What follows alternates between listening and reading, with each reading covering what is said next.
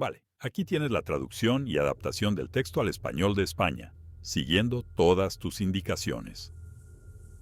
Me desperté el martes por la mañana a las 6:15, con el sonido de algo pesado moviéndose entre la maleza a unos 30 metros de la cabaña. Me quedé quieto en mi saco de dormir, escuchando cómo se partían las ramas con un ritmo que no se correspondía con el de ningún animal que yo conociera.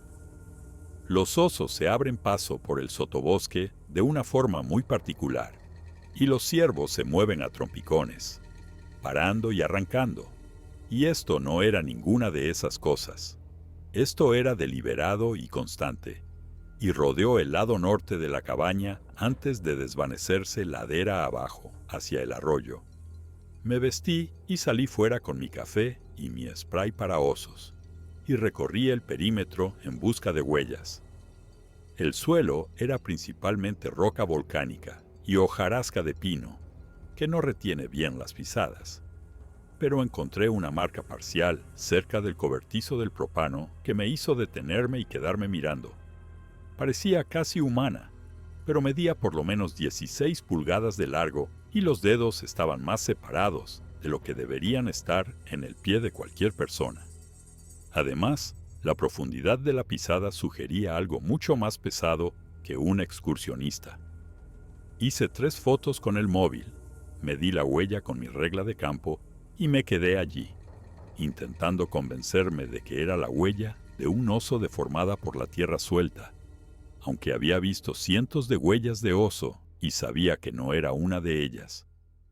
Marqué el lugar con cinta de señalización y tomé una nota en mi cuaderno de campo, pero no lo comuniqué por radio, porque, ¿qué iba a decir?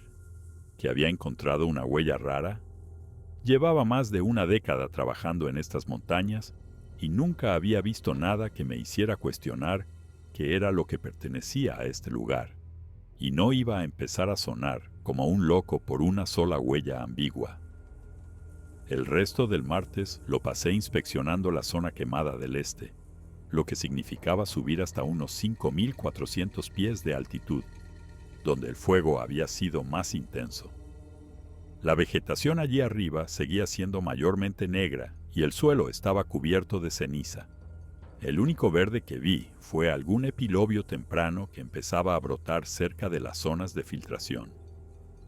Coloqué 2 nuevas cámaras de fototrampeo junto a sendas de animales y revisé las cámaras existentes que llevaban allí desde junio. La mayoría de las grabaciones eran lo habitual: ciervos, un par de osos negros, un puma joven, muchos cuervos. Pero una cámara situada en una cresta con vistas a Castle Creek tenía algo extraño. La marca de tiempo indicaba el 7 de septiembre a las 23:48 y el sensor de movimiento se había activado exactamente durante 4 fotogramas. Los 3 primeros no mostraban más que oscuridad y árboles, y luego, el cuarto fotograma mostraba lo que parecía un hombro enorme y parte de un brazo pasando muy cerca de la cámara.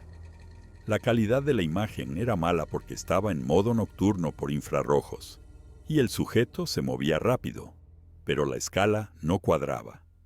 El hombro estaba al menos a 7 pies del suelo, y el brazo era grueso y estaba cubierto de pelo oscuro, y no se correspondía con ningún animal que pudiera identificar. Me quedé allí, en la zona quemada, con el móvil en la mano, pasando una y otra vez por esos 4 fotogramas, y sentí un escalofrío en el estómago, porque fuera lo que fuera aquello, había estado aquí arriba vigilando la cuenca hacía una semana. Bajé de vuelta a la cabaña sobre las 4:30. Las sombras ya se estaban alargando y no paraba de mirar por encima del hombro por razones que no sabría explicar. El bosque seguía demasiado silencioso y me di cuenta de que no había oído ni un solo pájaro desde el mediodía, lo cual era inusual incluso en una zona quemada. Cuando llegué a la estación, volví a revisar el perímetro de la cabaña y encontré otras 3 de esas grandes huellas cerca de la orilla del arroyo, a unos 50 metros río abajo. Estas eran más claras que la de la mañana y no había forma de confundir el patrón de 5 dedos, el arco humanoide y el tamaño descomunal de lo que fuera que las había hecho. Hice más fotos, Tomé medidas e intenté calcular la longitud de la zancada entre las huellas, y obtuve cifras que no tenían sentido, a menos que algo de 8 o 9 pies de altura hubiera estado caminando por el arroyo. Pensé en comunicarlo, pero todavía no sabía qué estaría informando, y la parte racional de mi cerebro insistía en que tenía que haber una explicación normal. Quizá alguien estaba corriendo descalzo gastando una broma. Quizá era un oso deforme. Quizá estaba malinterpretando lo que veía por el estrés, la altitud o una combinación de factores. Entré, cerré la puerta con llave, encendí un fuego en la estufa de leña y me obligué a cenar, aunque no tenía hambre. Sobre las 8:30 de la noche oí los primeros impactos de piedras. Estaba sentado en la pequeña mesa escribiendo mis notas de la inspección cuando algo golpeó la pared norte de la cabaña con la fuerza suficiente para hacer temblar las contraventanas. El impacto fue seco y pesado, como si alguien hubiera lanzado una piedra del tamaño de una pelota de béisbol contra el edificio. Me quedé helado, con el bolígrafo en la mano, escuchando. 10 segundos de silencio y luego otro impacto en la pared este. Luego, nada durante unos 30 segundos. Y después 2 impactos en rápida sucesión en el tejado que hicieron que toda la estructura se estremeciera. Cogí mi linterna frontal y mi pistola, fui a la ventana y miré hacia afuera, pero no pude ver nada más que árboles, oscuridad y el débil resplandor del fuego a través del cristal. Grité, «¿Hola? ¿Quién anda ahí?» Y mi voz sonó débil y ridícula, y el bosque se la tragó sin devolver eco alguno. Ninguna respuesta. Me quedé en la ventana 5 minutos y nada se movió.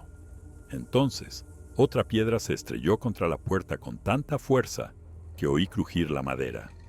Fue en ese momento cuando dejé de pensar en bromistas o en coincidencias, y empecé a pensar en la grabación de la cámara de fototrampeo, en las huellas imposibles, y en cómo el bosque se había quedado en silencio. Me alejé de la ventana, me senté en el suelo, con la espalda contra la estufa de leña, mantuve la pistola en mi regazo y esperé. El lanzamiento de piedras continuó a intervalos irregulares durante las 2 horas siguientes. A veces pasaban 5 minutos entre impactos y a veces solo 30 segundos, y el patrón parecía deliberado, como si algo estuviera probando mis reacciones o intentando provocarme para que saliera. No salí. Me quedé allí sentado y conté cada impacto, registrando dónde golpeaban. Pared norte 7 veces, pared este 4 veces, tejado 9 veces, puerta 3 veces, pared oeste 2 veces. A las 22:47 los impactos cesaron por completo, y el silencio que siguió fue peor que el ruido. Me quedé sentado en ese silencio durante otra hora, con todos los músculos en tensión, el pulso acelerado y la respiración demasiado rápida. No paraba de decirme que todo esto era explicable, que había una causa racional, que estaba a salvo dentro de una cabaña cerrada con llave, con paredes, una puerta y una pistola.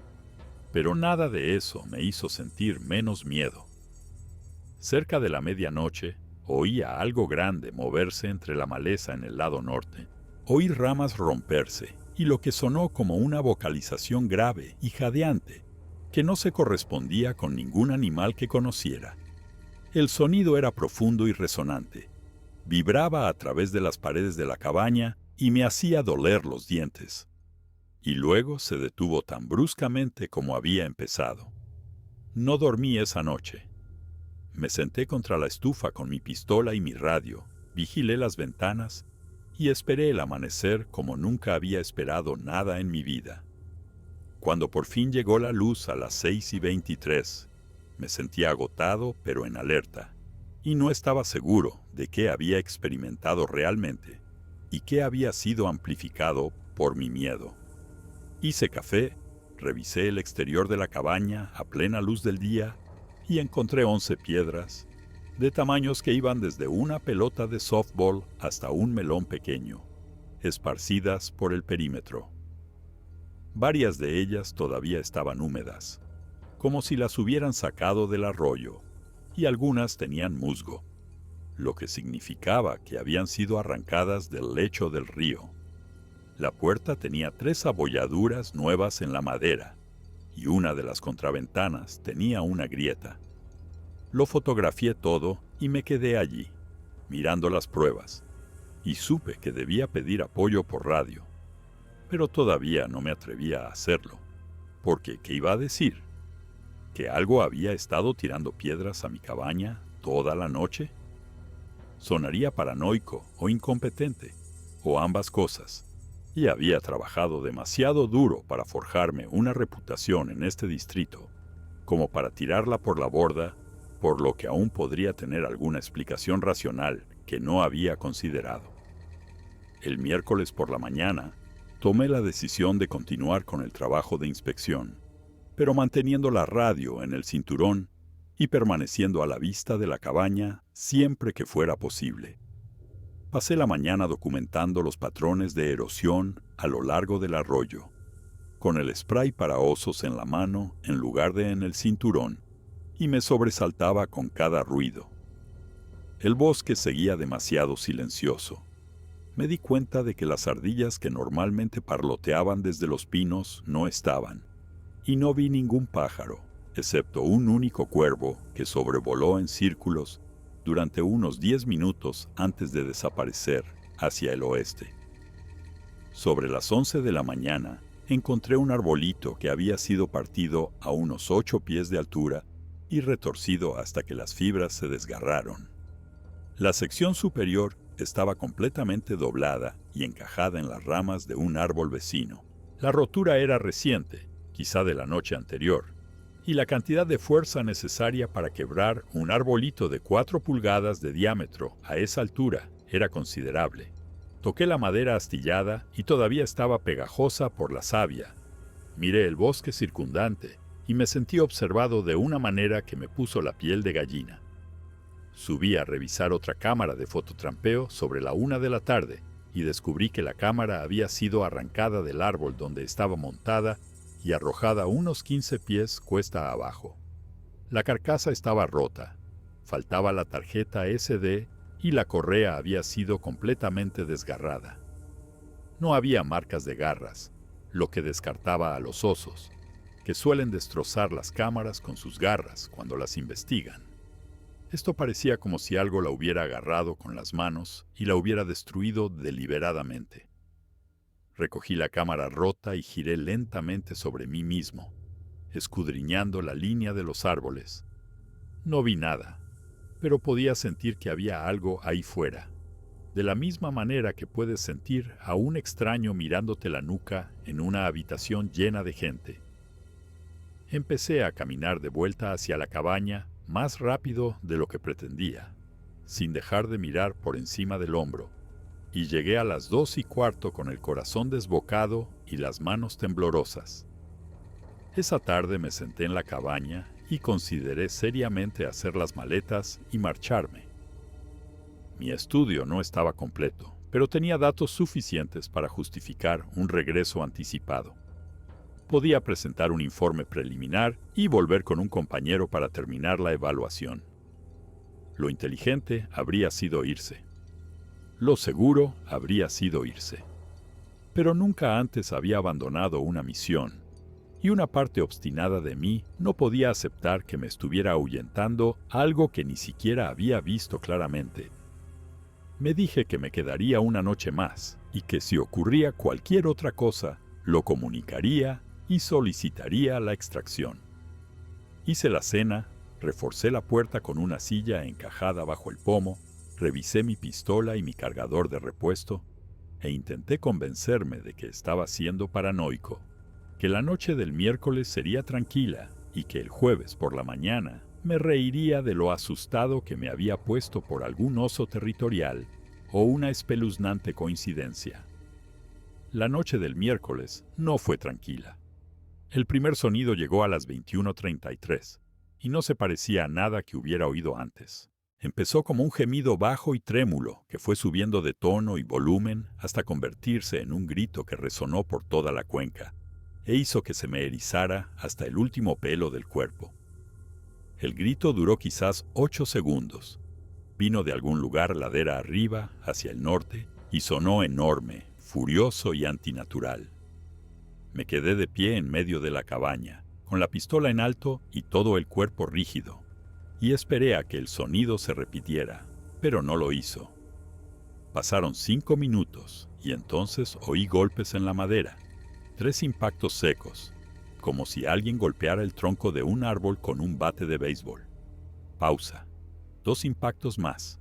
Pausa. Un impacto. Los golpes venían del lado este y fueron respondidos casi de inmediato por golpes desde el lado oeste con un ritmo diferente. Siguieron así, de un lado a otro, esos sonidos de percusión deliberados que parecían una forma de comunicación, y me di cuenta con absoluta certeza de que había más de uno de ellos ahí fuera. Cogí la radio, pulsé el botón del micro e intenté contactar con la estación de McCloud, pero solo obtuve estática. Lo intenté 3 veces más con el mismo resultado. Revisé la configuración de la radio y todo parecía correcto, pero la señal no llegaba. Cambié al canal de emergencia y lo intenté de nuevo. McCloud, aquí Castillo en la estación de Castle Creek. Solicito respuesta inmediata. Cambio. Nada más que estática. Cualquiera en esta frecuencia. Soy un empleado del servicio forestal solicitando asistencia de emergencia en la estación de investigación de Castle Creek. Cambio. Estática. La radio funcionaba perfectamente cuando la había probado esa mañana, y ahora era inútil, y no sabía si era por interferencias atmosféricas, un fallo del equipo, o algo completamente distinto. Dejé la radio, cogí el teléfono satelital, lo encendí y esperé a que adquiriera señal. La pantalla mostraba buscando, y se quedó así durante 2 minutos completos antes de mostrar sin señal disponible, lo que debería haber sido imposible, porque a los teléfonos satelitales no les afecta el terreno o el clima de la misma manera que a los móviles normales. Lo intenté de nuevo con el mismo resultado y sentí que el pánico empezaba a oprimirme el pecho, porque estaba a 14 millas de la carretera más cercana. No tenía ninguna comunicación que funcionara y algo estaba rodeando la cabaña en la oscuridad. Las sacudidas de los árboles comenzaron a las 22:00. Un pino a unos 20 metros de la ventana este empezó a balancearse violentamente de un lado a otro, como si estuviera atrapado en un huracán. Aunque no había viento y los otros árboles a su alrededor estaban perfectamente quietos. El balanceo continuó durante unos 30 segundos. Luego se detuvo bruscamente, y entonces un árbol diferente en el lado norte comenzó el mismo movimiento violento. Lo que fuera que estaba haciendo esto era lo suficientemente fuerte como para sacudir un pino de 40 pies con la fuerza necesaria para que yo pudiera oír el crujido de las ramas y el quejido del tronco. Las sacudidas se movieron alrededor de la cabaña en un círculo aproximado. Árbol del este, árbol del norte, árbol del oeste, árbol del sur y de vuelta al este.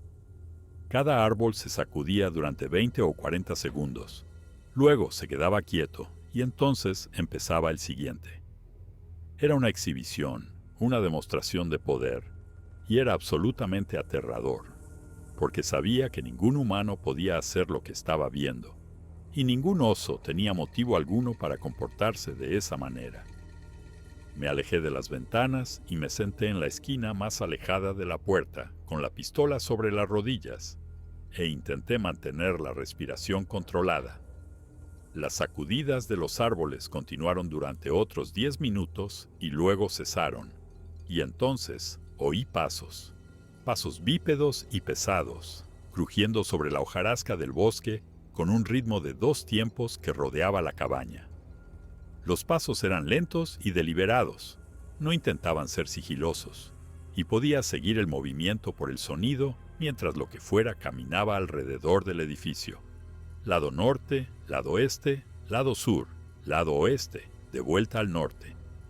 El círculo se estrechaba con cada pasada y los pasos se acercaban más hasta que estuvieron justo fuera de las paredes y pude oír una respiración, inhalaciones profundas, ásperas y húmedas que parecían vibrar a través de la madera. Me senté absolutamente congelado en esa esquina. Observé las ventanas y recé para que la puerta aguantara. A las 22:58, algo se estrelló contra la pared sur, con la fuerza suficiente para hacer caer polvo de las vigas. Oí cómo se astillaba la madera y pensé que la pared iba a ceder, pero aguantó. Otro impacto masivo en la pared este. Luego, silencio. Esperé. 30 segundos. 1 minuto. 2 minutos. Entonces lo oí en la puerta. Un sonido bajo, como de olfateo, seguido de lo que solo puedo describir como un gruñido de frustración. El pomo de la puerta traqueteó.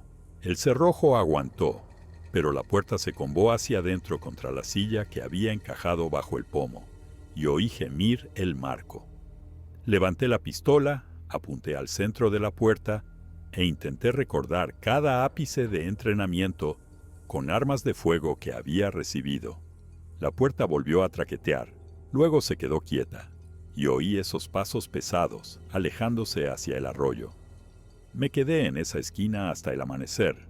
No me moví, no dormí y escuché cada sonido que hacía el bosque. Sobre las 3 de la madrugada oí otro de esos gritos desde mucho más lejos, quizá a media milla ladera arriba, y fue respondido por un grito diferente desde el oeste que sonaba ligeramente más agudo. Estaban hablando entre ellos.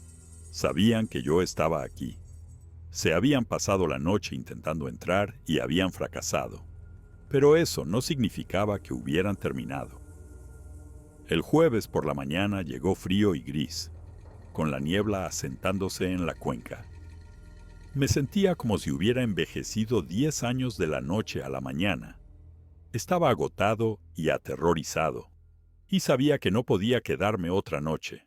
Pero también sabía que no podía irme hasta tener algún tipo de prueba, porque sin pruebas nadie creería lo que había pasado y me tacharían de inestable o incompetente. Revisé mi equipo y descubrí que la batería de mi móvil estaba al 12%, a pesar de que la había cargado por completo la noche anterior y no lo había usado. Lo conecté a mi batería externa y esta mostraba carga completa, pero el móvil no se cargaba. Probé con otro cable con el mismo resultado. Ambos dispositivos funcionaban, pero no se conectaban, y la batería del móvil seguía agotándose incluso cuando lo apagaba por completo. Mi linterna frontal de repuesto no se encendía ni con pilas nuevas. El farol LED que había traído parpadeó y se apagó a los 30 segundos. Era como si todo mi equipo electrónico estuviera fallando simultáneamente, y ya no creía en las coincidencias. Decidí meter todo lo que era absolutamente necesario en mi camioneta y marcharme. Pero antes quería conseguir una fotografía clara, algo innegable que justificara todo lo que iba a informar. Cogí mi cámara reflex, que era el único dispositivo electrónico que aún parecía funcionar con normalidad, y empecé a hacer una cuidadosa inspección del perímetro a la luz del día, buscando huellas o pruebas físicas. Encontré huellas por todas partes, docenas de ellas en la tierra blanda cerca del arroyo, cada pisada mostrando el mismo patrón humanoide de 5 dedos, cada una de al menos 15 pulgadas de largo. Las huellas mostraban una longitud de zancada de 5 a 6 pies, lo que confirmaba que se trataba de algo masivo y bípedo. Lo fotografié todo, lo medí y lo documenté, manteniendo el spray para osos en mi mano izquierda mientras trabajaba. A las 9:47 de la mañana oí movimiento en la maleza, ladera arriba. Levanté la vista y lo vi claramente por primera vez. Estaba de pie, parcialmente oculto detrás de un árbol quemado, a unos 80 metros de distancia, y me miraba directamente. No podía distinguir los detalles por la distancia y la niebla, pero podía ver la silueta, fácilmente 8 pies de altura, enormemente ancho de hombros y pecho, brazos que le llegaban más allá de las rodillas, cubierto de pelo castaño oscuro o negro, y me estaba observando, sin ninguna duda. Levanté mi cámara, me la llevé al ojo, encuadré la foto, pulsé el disparador y no pasó nada. Revisé la cámara y el indicador de batería mostraba que estaba vacía, aunque la había cargado la noche anterior. Volví a levantar la vista y la figura había desaparecido, como si nunca hubiera estado allí. Me quedé allí temblando y sentí que algo se rompía dentro de mí, porque por fin lo había visto claramente. Había tenido la foto perfecta y mi equipo había fallado en el momento exacto en que más lo necesitaba. Volví a la cabaña, metí mi equipo en la mochila y dejé de pensar en completar la inspección, en seguir el protocolo o en mantener mi reputación profesional. Solo quería salir de allí. Lo cargué todo en la caja de mi camioneta, me puse al volante, giré la llave y el motor arrancó débilmente y se caló. Lo intenté de nuevo. Mismo resultado. La batería estaba muerta, a pesar de que la camioneta solo tenía 2 años, y la había conducido hasta aquí hacía 3 días, sin ningún problema. Abrí el capó, revisé las conexiones, y todo parecía estar bien, pero la camioneta no arrancaba. Estaba a 14 millas de la carretera más cercana, sin vehículo, sin radio que funcionara, sin teléfono que funcionara, y con algo en el bosque que medía al menos 8 pies de altura, y se había pasado las 2 últimas noches intentando entrar en mi cabaña. Me senté en la cabina de la camioneta e intenté no hiperventilar. Intenté pensar lógicamente en mis opciones. Podía salir a pie, pero eso significaría caminar por un territorio donde esas cosas estaban activas, y estaría completamente expuesto durante horas. Podía quedarme en la cabaña y esperar que alguien viniera a buscarme cuando no hiciera mi llamada de control. Pero eso no era hasta el viernes por la noche, y no sabía si podría sobrevivir otras 2 noches. Podía intentar hacer señales a algún excursionista que pasara, pero no había visto a otra persona en 3 días, y esta no era una zona de mucho tránsito. Todas las opciones me parecían terribles. Decidí quedarme en la cabaña, fortificarla tanto como fuera posible e intentar sobrevivir hasta que mi llamada de control fallida activara una respuesta. Descargué mi equipo y arrastré todos los objetos pesados que pude encontrar para ponerlos delante de la puerta. La mesa, las 2 sillas, una estantería, las bombonas de propano de repuesto. Revisé las ventanas y descubrí que 2 de ellas tenían los marcos sueltos, así que las clavé con tablas que arranqué de la habitación trasera. Hice inventario de mis suministros, comida para 3 días y la racionaba, mucha agua, medio depósito de combustible para la estufa, 15 balas para la Glock, un bote de spray para osos. No era suficiente, pero era todo lo que tenía. La tarde del jueves pasó en una terrible cámara lenta. Me senté en la cabaña, vigilé las ventanas, escuché el bosque e intenté mantener la calma. Sobre las 2 de la tarde oía algo caminar por la orilla del arroyo. Miré y vi un oso negro, un macho joven de unas 200 libras, que se movía río abajo a un trote rápido, como si algo lo persiguiera. El oso hacía resoplidos de pánico. No miró atrás en ningún momento y desapareció entre los árboles corriendo a toda velocidad. Si los osos huían de esta zona, eso me decía todo lo que necesitaba saber sobre qué más había aquí. El sol se puso a las 18:52 y encendí un fuego en la estufa, aunque todavía no hacía frío, porque quería luz, quería calor y quería algo normal en lo que concentrarme. Comí una comida liofilizada que sabía a cartón e intenté no pensar en la noche que se avecinaba.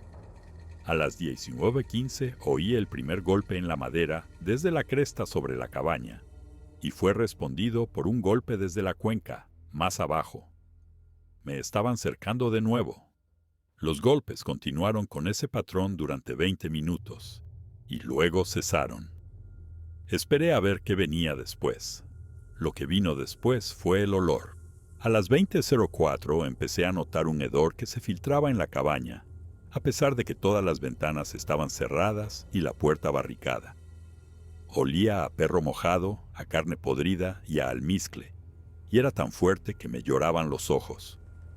El olor se hizo más denso con el paso de los minutos, hasta que sentí que podía saborearlo y tuve que respirar por la boca para no tener arcadas. Lo que fuera que producía ese olor estaba cerca, muy cerca, y se mantenía junto a la cabaña. Oí pasos en el lado norte. El olor se intensificó y oí esa respiración jadeante justo al otro lado de la pared. Estaba a menos de 6 pies de distancia, con solo una capa de madera entre nosotros. Me quedé perfectamente quieto y lo escuché respirar. Podía oír cómo cambiaba su peso y lo que sonaba como un olfateo, como si intentara olerme de la misma manera que yo lo olía a él. La respiración continuó durante 5 minutos completos, y luego lo oí moverse de nuevo, caminando lentamente por el lado este hacia la parte trasera de la cabaña. Seguí el sonido de los pasos, y me di cuenta de que se dirigía a la habitación trasera, donde había dejado la ventana parcialmente abierta, porque el marco estaba deformado y no había podido cerrarla del todo. Oí crujir la contraventana y me di cuenta, con absoluto horror, de que estaba intentando entrar por detrás. Cogí la pistola, me moví hacia el vano de la puerta, entre la habitación principal y la trasera. Apunté a la ventana y esperé. La contraventana se abrió más, y pude ver una enorme forma oscura a través del hueco. Vi lo que parecían dedos de verdad con uñas, agarrando el marco de la ventana. La ventana se deslizó hacia arriba con un sonido chirriante. El olor se volvió abrumador y vi la parte superior de una cabeza empezar a asomar por la abertura. Pelo oscuro, cráneo ancho. Y entonces la cosa se detuvo e hizo un sonido que era mitad gruñido, mitad bufido. Estaba atascado. El marco de la ventana era demasiado pequeño para sus hombros. Me quedé allí, con la pistola apuntando y el dedo en el gatillo, y lo observé luchar para forzarse a través de la abertura. El marco de madera empezó a crujir, y supe que en unos segundos más ensancharía el hueco lo suficiente como para entrar. Disparé un tiro al techo, por encima de la ventana. El sonido fue ensordecedor en el pequeño espacio. Me pitaron los oídos, y la cosa en la ventana emitió un sonido parecido a un rugido y se retiró del marco tan rápido que apenas registré el movimiento. Lo oí caer al suelo fuera y lo oí correr de verdad, alejándose de la cabaña hacia la cresta. Corrí a la habitación principal. Apilé más muebles contra la puerta. Volví y encajé el colchón del somier contra la ventana, por donde había intentado entrar.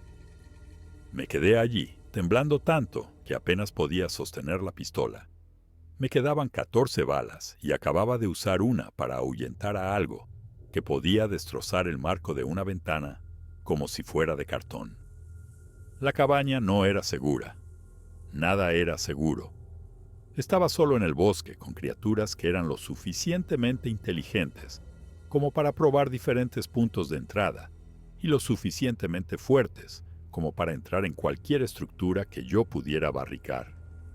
Me senté en el suelo e intenté pensar con claridad, pero lo único que podía pensar era que iba a morir aquí, que nadie encontraría mi cuerpo hasta que fuera demasiado tarde y que nadie sabría nunca lo que realmente pasó.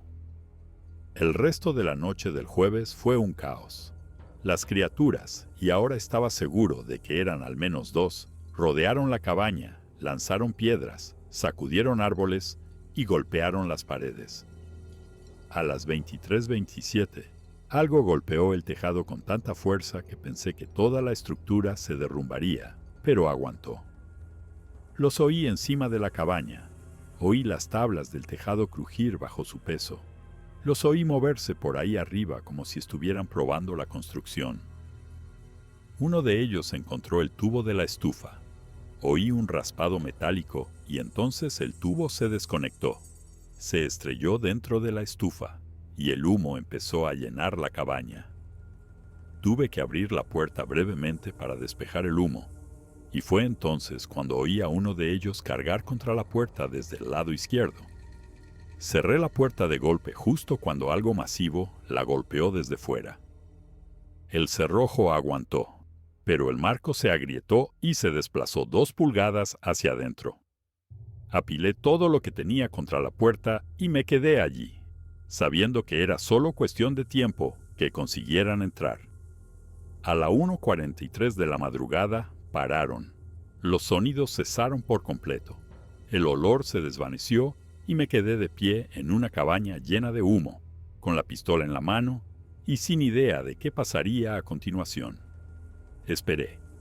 5 minutos, 10 minutos, 30 minutos.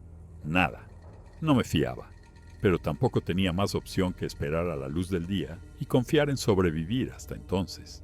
El viernes por la mañana llegó con una lluvia intensa, y nunca me había alegrado tanto por el tiempo en mi vida, porque la lluvia podría ahuyentarlos, o al menos ralentizarlos. Revisé mis provisiones y me di cuenta de que me quedaba comida para un día, y no tenía forma de cocinarla con el tubo de la estufa destrozado. Tenía agua para 2 días más. Mi radio y mi teléfono seguían muertos. Mi camioneta seguía muerta. Estaba atrapado y sabía que tenía que tomar una decisión: quedarme en la cabaña dañada y esperar que viniera el rescate, o intentar salir a pie a la luz del día y esperar poder moverme más rápido que lo que fuera que me estaba cazando. Elegí quedarme. Salir a pie significaba 14 millas de exposición a través de un bosque donde esas cosas vivían y conocían el terreno mejor que yo. Al menos la cabaña ofrecía paredes y una puerta, aunque ambas estuvieran dañadas. Pasé la mañana del viernes reforzando la puerta con tablas y cuerdas e intentando reconectar el tubo de la estufa, lo que conseguía hacer lo suficiente como para al menos poder ventilar el humo hacia afuera. La lluvia continuó, constante y fría, y no oí ningún sonido del exterior, lo que me dio la esperanza de que tal vez se hubieran refugiado o hubieran perdido el interés. El viernes por la tarde la lluvia paró, la temperatura bajó y me di cuenta de que me enfrentaba a otra noche. Racioné mi última comida, bebí agua, revisé mi pistola por 100ª vez e intenté mantener la calma. El sol se estaba poniendo a las 18:49. Observé cómo la luz moría a través de las contraventanas dañadas y sentí que el pavor se instalaba en mis huesos. Esta era la 4ª noche. No sabía si vería la 5ª. Los sonidos empezaron antes que las noches anteriores. A las 19:22 oí pasos acercándose desde el arroyo. Oí esa respiración jadeante y olí ese hedor horrible. Habían vuelto. Los pasos rodearon la cabaña lentamente. Los seguí por el sonido y me di cuenta de que había claramente 2 conjuntos de pasos distintos, 2 pesos diferentes, 2 andares diferentes. Uno era más pesado y lento, y el otro era más rápido y parecía más agresivo. Se estaban coordinando de alguna manera, moviéndose en patrones que me acorralaban. A las 20:15 cometí un error. Fui a la ventana para mirar y ver si podía verlos en el crepúsculo, y algo golpeó la contraventana con tanta fuerza que explotó hacia adentro, cubriéndome de astillas de madera. Caí hacia atrás. Aterricé sobre el hombro y un dolor agudo me recorrió el brazo mientras me arrastraba lejos de la ventana. A través de la contraventana rota pude ver una mano de verdad, que se metía por el hueco, con los dedos extendidos, agarrando. La mano era enorme, quizá de 14 pulgadas de largo, cubierta de pelo oscuro en el dorso y con una palma coriácea. Los dedos se movían con un propósito deliberado, intentando encontrar un punto de apoyo en el marco de la ventana. Levanté la pistola, apunté a la mano y estuve a punto de disparar, Pero algo me detuvo, porque si mataba a uno de ellos, ¿el otro destrozaría la cabaña para llegar hasta mí? No disparé. Observé la mano tantear durante 5 segundos, luego retirarse y oí una vocalización frustrada fuera, como un gruñido de enfado mezclado con lo que casi sonaba como un lenguaje. Me retiré a la esquina y me quedé allí, escuchándolos dar vueltas, y supe que el final se acercaba, porque la cabaña se estaba desmoronando. Me estaba quedando sin munición. Llevaba días sin dormir y ya no podía pensar con claridad. A las 21:04 empezaron a golpear las paredes al unísono, impactos coordinados que hacían temblar toda la estructura. Pared norte, pared sur, pared este, pared oeste, boom, boom, boom, boom, como tambores. El ritmo era preciso y la fuerza increíble. Sentía el suelo vibrar bajo mis pies. Golpearon las paredes durante 10 minutos sin parar, y luego se detuvieron. Y los oí en el tejado de nuevo, a los dos esta vez, y oí crujir las tablas. Cogí mi mochila y mi pistola y decidí que si el tejado se derrumbaba, correría hacia mi camioneta, me encerraría dentro y esperaría que la carcasa metálica me protegiera mejor que la cabaña. Esperé. Los sonidos en el tejado continuaron. Los oí intentar arrancar las tablas. Oí astillarse la madera. Oí a uno de ellos rugir de frustración. Entonces oí algo que nunca olvidaré. Uno de ellos habló. No eran palabras que pudiera entender, sino una vocalización deliberada que tenía estructura y ritmo como un lenguaje. El sonido vino del tejado y fue respondido por una vocalización desde el suelo en el lado este. Se respondieron 3 veces en lo que sonó como una conversación. Me quedé allí de pie y me di cuenta de que estas cosas no eran solo animales, eran algo más, algo que podía planificar, comunicarse y resolver problemas. A las 21:47, las tablas del tejado cedieron en la esquina noroeste. Vi como una sección se derrumbaba hacia adentro. Vi el cielo nocturno y vi una cara mirándome desde el hueco. La cara era ancha y plana, con una pesada cresta supraorbital y ojos que reflejaban la luz como los de un animal. Una boca llena de dientes y pelo cubriéndolo todo, excepto la propia cara. Me miró con lo que solo puedo describir como una malicia inteligente. Hicimos contacto visual durante quizás 2 segundos, y entonces la cara desapareció. Oí un movimiento en el tejado, y supe que estaba a punto de dejarse caer por el agujero. Corrí. Abrí la puerta de golpe, aparté la barricada, salí a la noche fría y corrí hacia mi camioneta, a 15 metros de distancia. Oí algo caer al suelo, detrás de mí, con un ruido sordo y húmedo. Lo oí venir tras de mí y no miré atrás. Llegué a la camioneta. Abrí la puerta de un tirón. Me lancé dentro. Le di al botón del cierre centralizado. Cerré la puerta de golpe y algo golpeó la camioneta con tanta fuerza que todo el vehículo se balanceó sobre sus suspensiones. Levanté la vista y lo vi de pie junto a la ventanilla del conductor. Medía al menos 8 pies y medio de altura, quizá 9. Era de constitución masiva en el pecho y los hombros, con brazos que le llegaban hasta las rodillas y piernas como troncos de árbol. Estaba cubierto de pelo castaño, rojizo oscuro, de la cabeza a los pies, excepto en la cara, las palmas de las manos y las plantas de los pies, y me miraba a través de la ventanilla con esos ojos reflectantes, y podía ver su aliento empañando el cristal. Levantó una mano y apoyó la palma plana contra la ventanilla.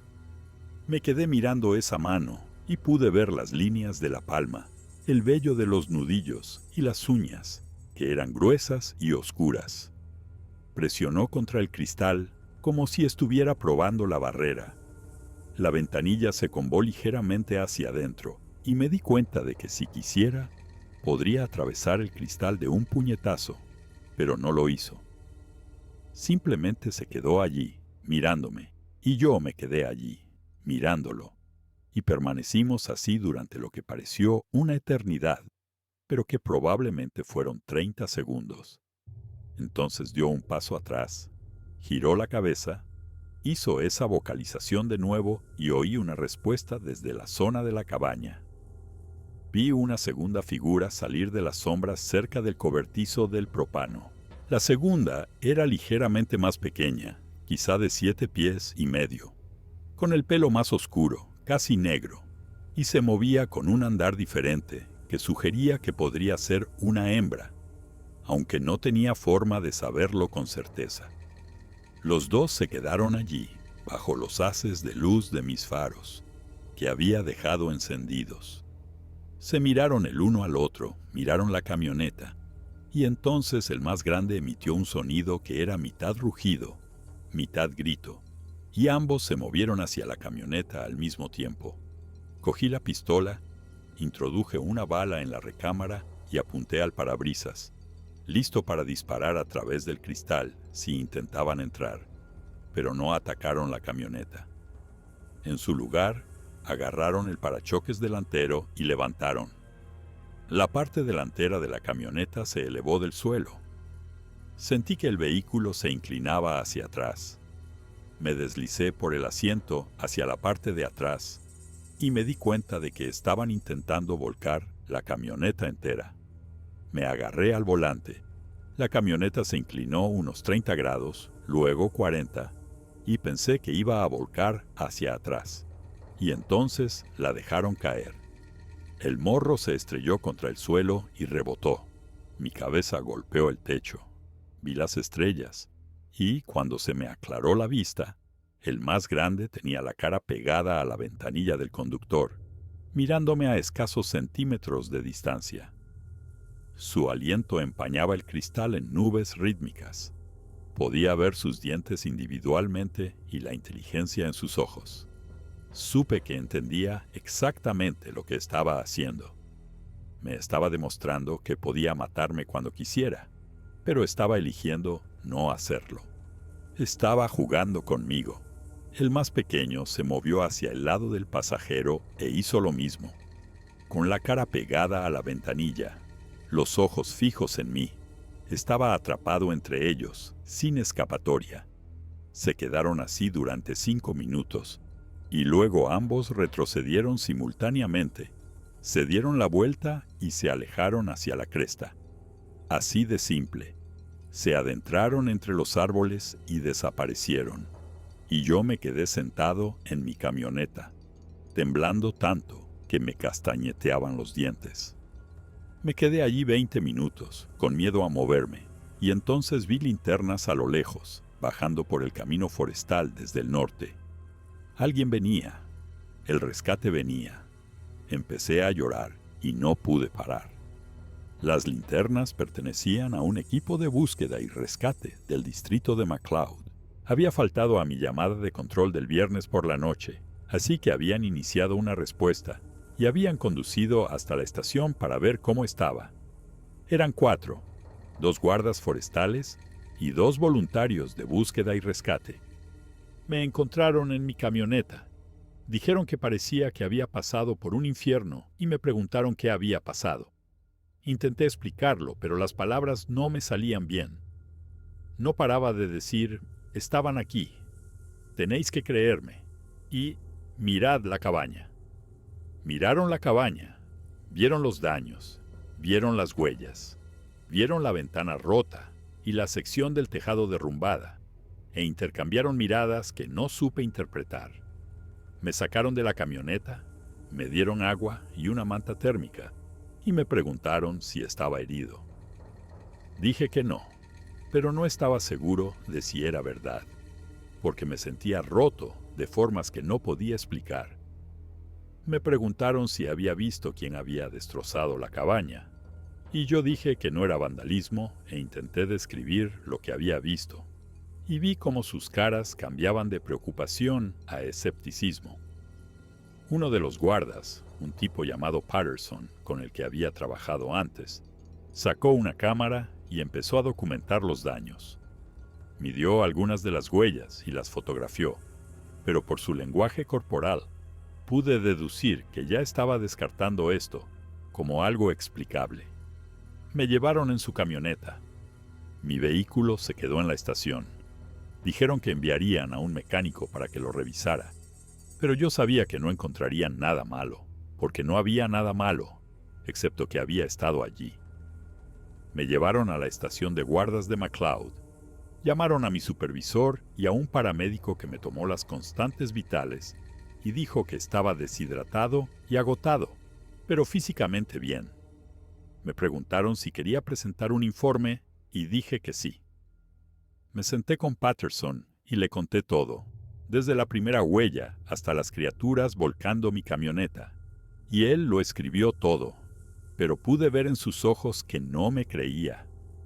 Patterson dijo que investigarían la cabaña y los alrededores, que buscarían pruebas de osos, de vandalismo o de lo que fuera que hubiera causado el altercado, pero lo dijo con mucho cuidado, de una manera que dejaba claro que pensaba que yo había sufrido algún tipo de crisis. Me preguntó si había estado tomando alguna medicación o si había estado bajo un estrés inusual, y yo dije que no, y le pedí que simplemente mirara las pruebas y sacara sus propias conclusiones. Dijo que lo haría, pero su tono indicaba que ya había tomado una decisión. Me llevaron a casa, a mi piso en McLeod, a las 3 de la mañana del sábado 16 de septiembre.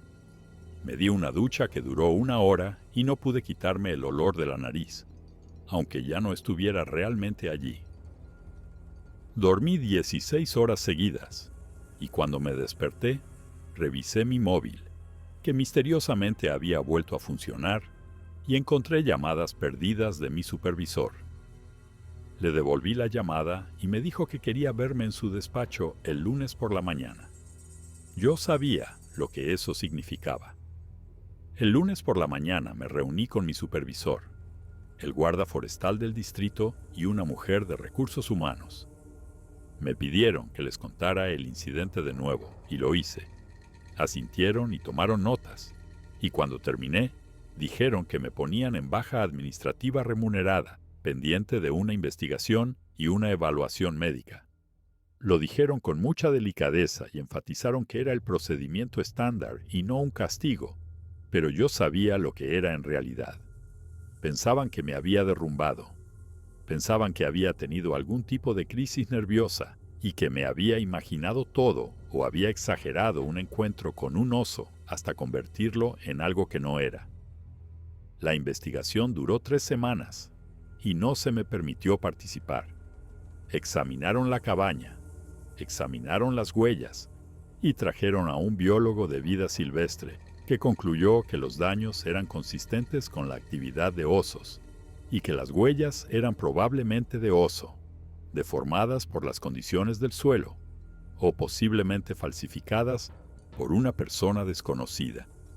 No pudieron explicar los daños en el tejado, los fallos electrónicos o el lanzamiento coordinado de piedras, pero no necesitaron explicarlo, porque la conclusión oficial fue que había experimentado un encuentro traumático con uno o más osos negros, y que el estrés y el aislamiento me habían hecho percibir erróneamente lo que estaba viendo.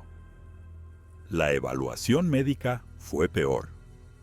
Me reuní con una psicóloga durante 4 sesiones.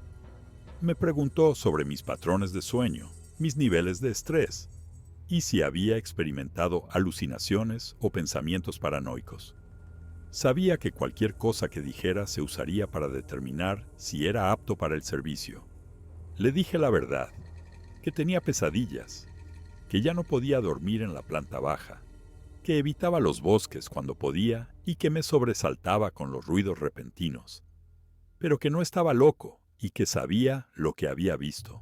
Ella lo anotó todo, me diagnosticó una reacción de estrés agudo y recomendó terapia continuada y una asignación de trabajo ligero. Mi supervisor me llamó en octubre y me ofreció un traslado al distrito de Lassen, que estaba a 3 horas al sur y tenía más trabajo de oficina y menos tiempo de campo en solitario. Lo dijo con compasión, como si me estuviera haciendo un favor, y quizá lo era, porque la alternativa probablemente era el despido. Acepté el traslado. Hice las maletas de mi piso, me mudé a Susanville y empecé a trabajar en la coordinación del mantenimiento de senderos, lo que significaba que supervisaba a los equipos, pero ya no iba solo al monte. El periodista del Reading Record Searchlight me entrevistó una vez en noviembre.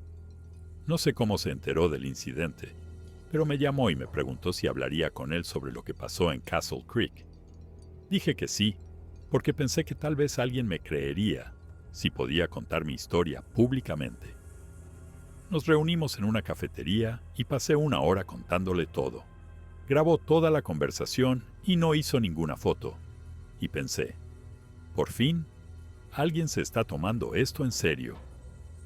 El artículo salió en la página 9 de la sección local, bajo un titular que decía: Trabajador forestal informa de un extraño encuentro con fauna salvaje.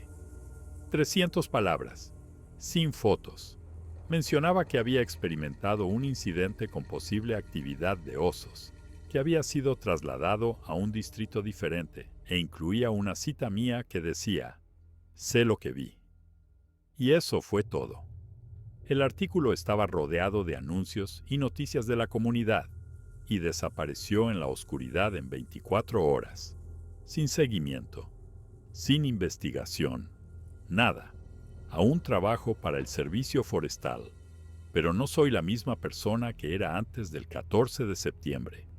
Duermo en el segundo piso. Mantengo todas las ventanas cerradas con llave y no soporto el olor a perro mojado o a carne podrida sin que se me dispare el pulso. No voy solo al bosque, no trabajo después del anochecer y evito por completo los Trinity Alps. Las cicatrices de mi pierna todavía son visibles, y cuando la gente pregunta, les digo que me caí sobre una valla, porque la verdad les incomoda, y he aprendido que la mayoría de la gente prefiere vivir con mentiras cómodas que con verdades inquietantes. Pienso en esas criaturas todos los días.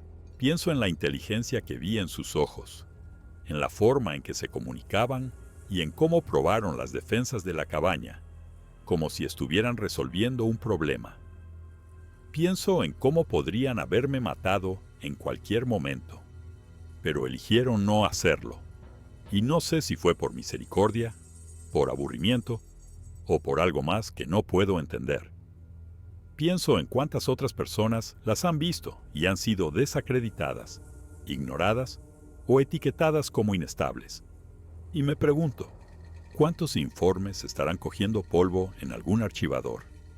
A veces sueño que estoy de vuelta en la estación de Castle Creek, sentado en esa cabaña, y puedo oírlos dar vueltas fuera.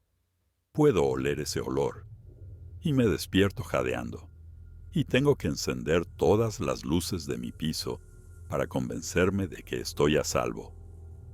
A veces paso en coche por el desvío de la carretera de Castle Creek, y pienso en volver, en documentarlo todo correctamente, en conseguir pruebas que obliguen a alguien a creerme.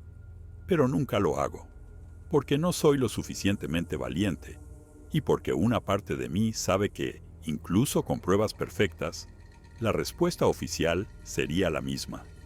Identificación errónea, reacción de estrés, bulo.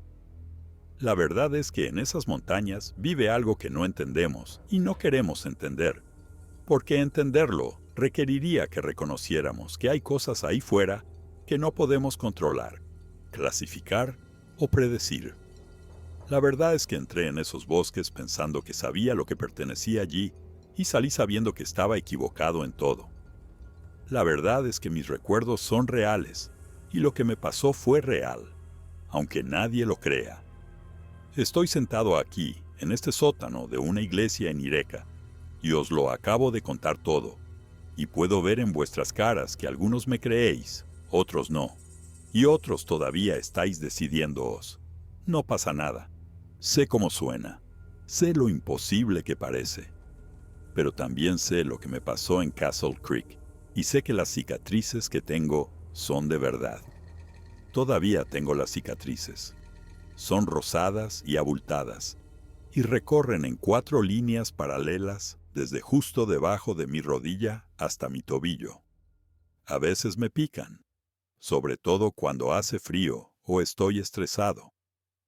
Las cicatrices son una prueba, pero no son el tipo de prueba que nadie quiere, porque requieren creer algo que la gente no está preparada para creer. Así que las mantengo cubiertas, hago mi trabajo de oficina, duermo en el segundo piso e intento no pensar en qué más podría haber ahí fuera, en los bosques, observándonos, esperando y eligiendo no ser visto. Ese es mi testimonio. Eso es lo que pasó. Creedlo o no, pero ya lo he dicho. Y quizá eso sea suficiente. Quizá solo decirlo en voz alta a gente que podría entenderlo sea suficiente para dejarme dormir esta noche sin soñar con esos ojos mirándome a través de las ventanillas de una camioneta o esas manos entrando por contraventanas rotas. Quizá admitir que todavía tengo miedo es el primer paso para dejar de tenerlo, aunque en realidad no lo creo, porque un miedo tan profundo no desaparece sin más. La consejera me está dando las gracias por compartirlo y pregunta si alguien tiene preguntas. No quiero responder preguntas porque ya he dicho todo lo que necesitaba decir. Me levanto, cojo mi chaqueta y salgo del sótano de la iglesia a la fría noche de noviembre. Me subo a mi coche y conduzco a casa, a Susanville. Subo a mi piso en el segundo. Cierro todas las ventanas y todas las puertas con llave y reviso cada habitación para asegurarme de que estoy solo. Estoy solo. Siempre estoy solo ahora, de una manera que no lo estaba antes de Castle Creek, porque sé lo que sé y no puedo desaberlo. Y ese conocimiento me separa de todos los que no han visto lo que yo he visto.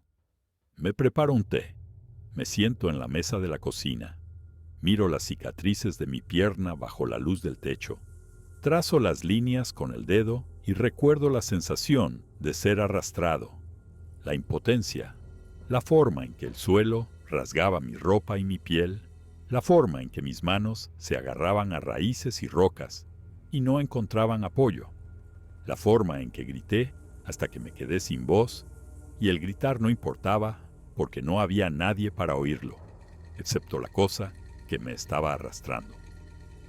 Recuerdo el momento en que me soltó, cómo simplemente liberó mi tobillo y caí contra el tronco de un árbol. Levanté la vista y lo vi allí de pie, mirándome con esos ojos que reflejaban el haz de mi linterna frontal en dos discos brillantes. Recuerdo cómo se dio la vuelta y se alejó cuesta arriba sin prisa, sin mirar atrás, como si yo estuviera por debajo de su interés. Recuerdo arrastrarme de vuelta a la cabaña. Recuerdo que mi tobillo sangraba. Recuerdo estar sentado dentro con la espalda contra la puerta. Y recuerdo el sonido de aquello moviéndose fuera durante otras 2 horas antes de que finalmente se fuera.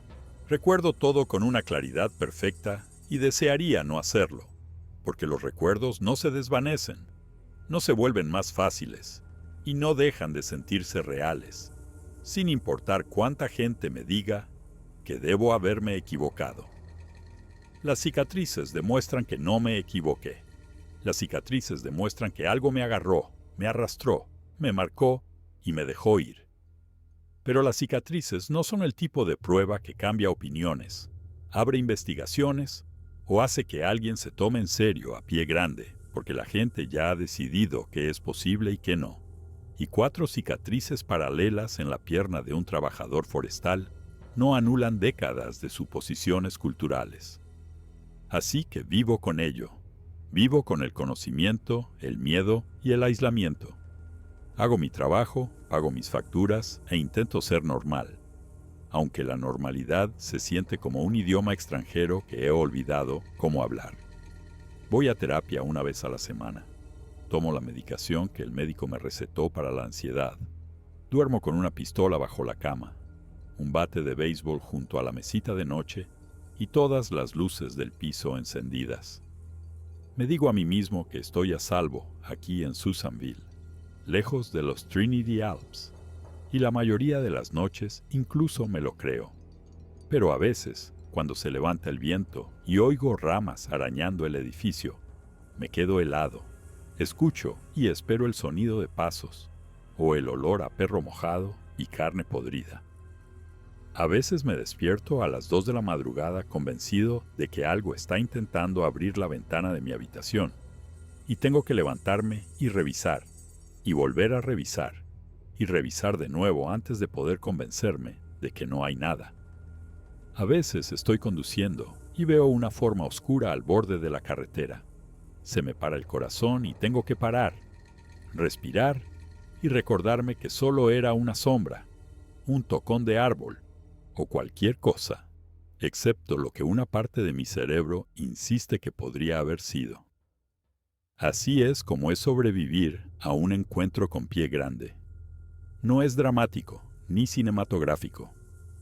Es solo un miedo que no desaparece, una hipervigilancia que nunca se apaga y el conocimiento de que estuviste muy cerca de morir de una manera que se habría descartado como un accidente de senderismo, un ataque de animal o una desaparición misteriosa.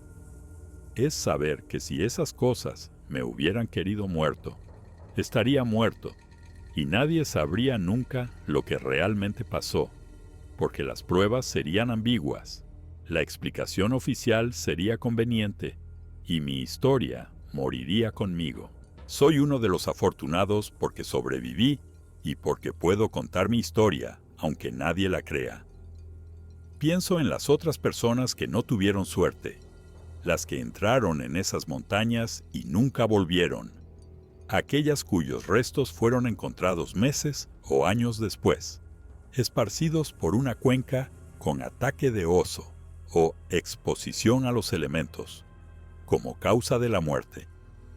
Pienso en David Lee, que desapareció del área de Castle Creek en 2019 y cuya mochila fue encontrada a 3 millas de donde fue visto por última vez, con marcas de garras que no coincidían con ningún depredador conocido.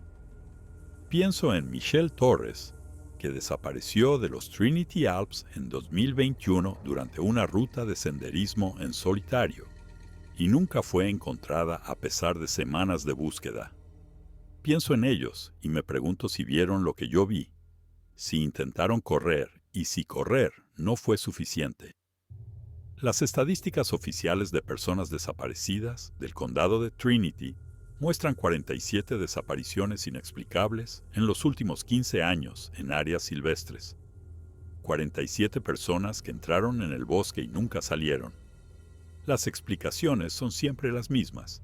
Se perdieron, se cayeron, se ahogaron, fueron atacados por animales, sucumbieron a los elementos. Quizá algunas de esas explicaciones sean ciertas, quizá la mayoría de ellas sean ciertas, pero yo sé lo que hay ahí fuera y sé de lo que es capaz, y me pregunto cuántas de esas 47 personas murieron porque se encontraron con algo que se supone que no existe. No tengo respuestas. Tengo cicatrices, recuerdos, y un miedo que no se va, una carrera que ha sido alterada permanentemente y una vida que se divide claramente en un antes de Castle Creek y un después de Castle Creek. Tengo una carpeta en mi piso con toda mi documentación del incidente. Fotos de las huellas, fotos de los daños en la cabaña, copias de mis declaraciones, la evaluación médica, el informe de la investigación oficial, el artículo del periódico. La guardo en una caja fuerte ignífuga porque es la única prueba que tengo de que todo esto ocurrió, y porque algún día alguien podría creerme y necesitar ver las pruebas. A veces pienso en volver, no a Castle Creek específicamente, sino de vuelta al campo, de vuelta a la naturaleza, de vuelta a hacer el trabajo que amaba antes de que todo cambiara. Lo pienso y entonces recuerdo la sensación de ser arrastrado, el sonido de esas vocalizaciones y la inteligencia en esos ojos, y sé que no puedo hacerlo. Las montañas ya no son seguras para mí, no por los osos, el clima o el terreno, sino porque sé que más vive allí y no puedo desaverlo. El Servicio Forestal me ofreció la jubilación anticipada el mes pasado. Lo plantearon como una opción, no como una obligación. pero sé lo que es en realidad. Quieren que me vaya, porque soy un riesgo y un recordatorio de un incidente que preferirían olvidar. Me ofrecen un paquete decente y estoy pensando en aceptarlo, porque estoy cansado de fingir que todo está bien. Y estoy cansado de tener un trabajo que me exige estar en los bosques, cuando los bosques son exactamente donde no puedo estar. Si acepto la jubilación, no sé qué haré conmigo mismo. La conservación y la gestión de la naturaleza es todo lo que he conocido y todo lo que siempre he querido hacer, y me lo arrebató algo que no debería existir, según todas las fuentes oficiales. Esa es la parte que me enfada, no el miedo ni el trauma, sino el hecho de que mi carrera terminó porque me encontré con algo real y nadie cree que sea real, y no hay nada que pueda hacer para demostrar lo contrario. Las cicatrices se están desvaneciendo. Dales otro año y apenas serán visibles, solo unas líneas tenues que solo notarías si las estuvieras buscando. La evidencia física de lo que pasó está desapareciendo, y una vez que se haya ido, todo lo que me quedará será la historia. Y las historias sin pruebas son solo eso, historias. Dentro de 10 años, la gente me preguntará por qué dejé el servicio forestal tan joven, y diré que me quemé, que quería un cambio o que necesitaba probar algo diferente. Y lo aceptarán porque es normal, explicable y no requiere que reconsideren lo que es posible. Pero yo sabré la verdad. Sabré que me fui porque algo de 8 pies y medio de altura, con pelo castaño rojizo y ojos inteligentes, me agarró del tobillo a las 21:52 del 14 de septiembre. Me arrastró 40 pies cuesta arriba y me marcó para siempre. Sabré que durante 4 noches viví aterrorizado, mientras criaturas que se supone que no existen rodeaban mi cabaña, probaban mis defensas y jugaban conmigo como un gato juega con un ratón. Sabré que sobreviví a algo a lo que la mayoría de la gente no sobrevive, y que sobrevivir tiene su propio coste. La consejera me llamó ayer y me preguntó si estaría dispuesto a compartir mi historia en una conferencia sobre trauma en la naturaleza.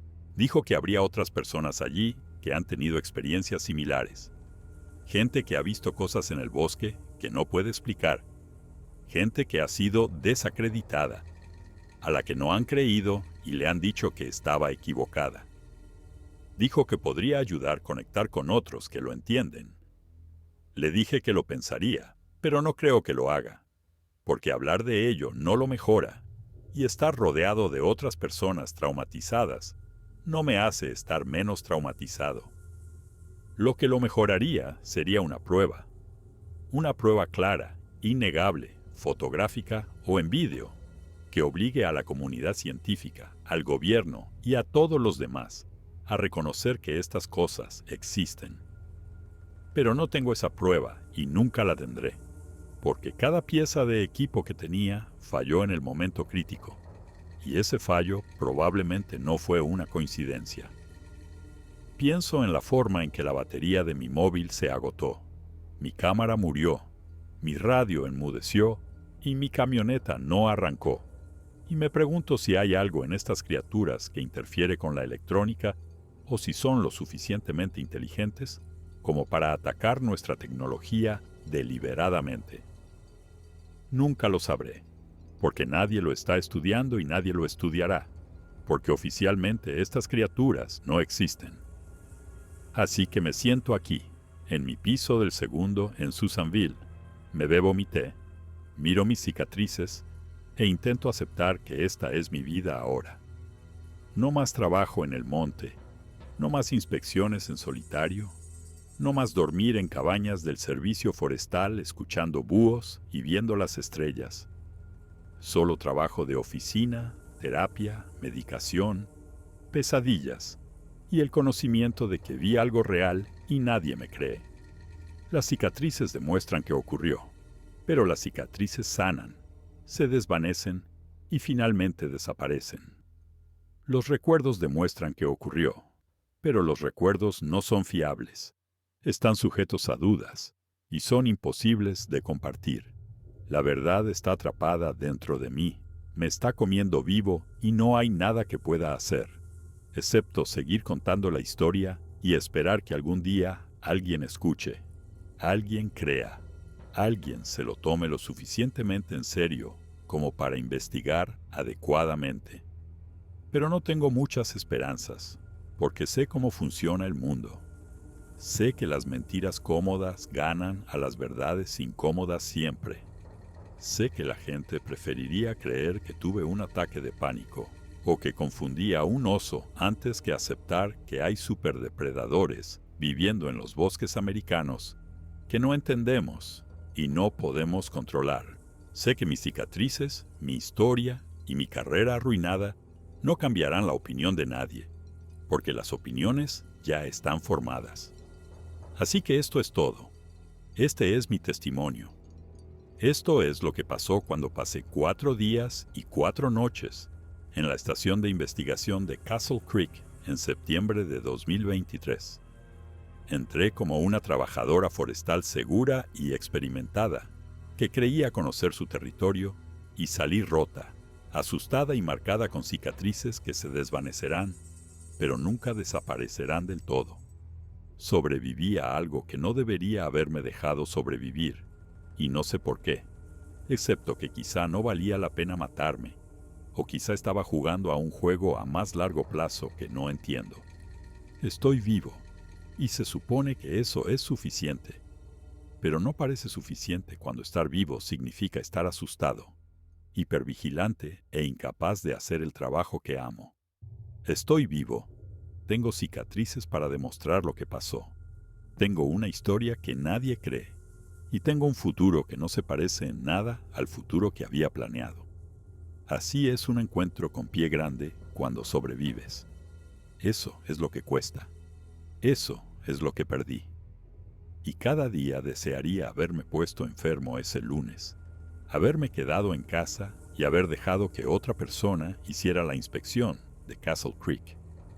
Porque entonces seguiría siendo la persona que era antes de descubrir lo que realmente hay ahí fuera, en la oscuridad entre los árboles,